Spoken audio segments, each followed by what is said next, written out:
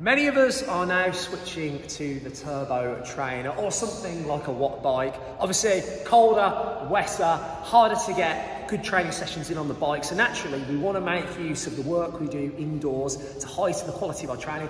So a lot of us will be doing interval-based training, which again is superb, alongside obviously some of our longer turbo work. Now, one question we often get asked a lot of the time is, what do you actually do in terms of the amount of work you do each repetition to the amount of rest you do during your interval sessions? So what we really want to introduce today is a hugely overlooked concept with interval training that if you can understand, it's going to heighten the quality of your interval training that you use, and it's going to give it much more focus to the primary thing that you're doing on here to improve your performance out there in your triathlon.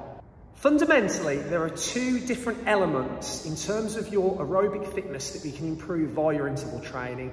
Now, you're not often told what these two things are, and if you don't know the difference between the two, you can't understand how to best use your work and your rest. So if we come on over here, essentially, the first one that you're commonly used to is this. So we call this central aerobic fitness, or at least we do.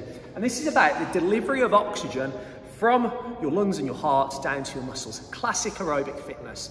And that's where our more longer duration repetitions or larger amount of volume and time when we do interval training, that's what that's geared towards. However, the other side that we look at is what we call peripheral aerobic fitness. Now, this is about improving, once the oxygen's being delivered down to the muscles, how well the muscles under fatigue can use that oxygen. So where this is about delivering the oxygen, this separate quality is about how that oxygen is used at the muscle when you are under fatigue. Now, with your interval training, to improve this, you use one approach, and to use this, you use another approach. And if you can understand the difference between these two, you can be far, far more specific, far more tailored with how you do your interval training, which have a great and positive impact on your performance. So what are those differences in terms of work and rest that we can use? For your classic aerobic fitness, so central as we described, this is where you're going to be using repetitions generally up to about 5 minutes in length. So the total amount of work that you'll be doing during your interval session will probably rise to around about 15 to 25 minutes in total. Now with that, what you'll find is your work to rest ratio, so the amount of work you have to the amount of rest you have, is either equal. So for example, if you did 3 minutes of work at repetition, you'd have 3 minutes of rest. Or it's slightly negative, which means that the rest period will be shorter relatively than the work period. So if you did 3 minutes of work, for example, you might have a 2-minute recovery window. And the recovery on this type of interval work on your turbo will be active. And that's important because it just allows us to keep our heart rate at a slightly more elevated point than if we just completely stopped, which is important to drive the adaptations within our body, which is going to improve the delivery of oxygen to the muscles. Bear in mind though, one of our videos recently did share some really cool scientific evidence to show that actually, if you use quite short reps, but lots and lots of them, up to the amount of work that we're speaking about, 15 to 25 minutes, so maybe using work periods of 30 seconds, but a lot of them, that could actually be a way to drive even more benefit. But nevertheless, regardless of the rep length, it's equal work to equal rest, or slightly less rest, and active rest to the amount of work that you'll be doing. With our peripheral aerobic work, which again is about once the oxygen's delivered, so this, how well we actually uptake it, which is critical when it becomes to doing quite high efforts under fatigue, pushing big gears at speed, or hill climbing, for example. This is the key thing that we want to address with our interval training. However, our work to rest now differs.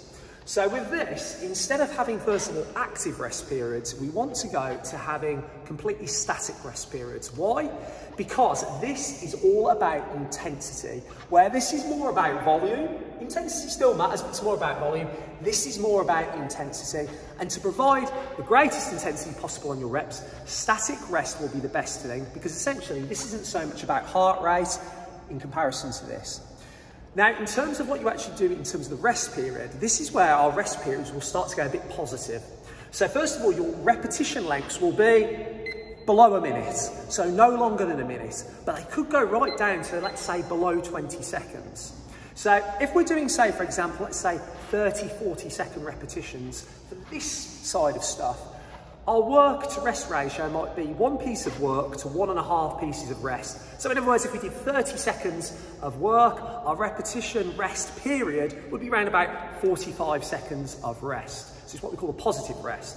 Now, if we start to go even lower and maybe use repetitions, let's say of 20 seconds, that's maybe where the rest period will become maybe twice the work period. So again, maybe 20 seconds of work to 40 seconds of rest. It won't probably go any further than that, but the main difference is with this compared to this, we're starting to get more relative rest. Why? Because intensity is the key driver to change the things here.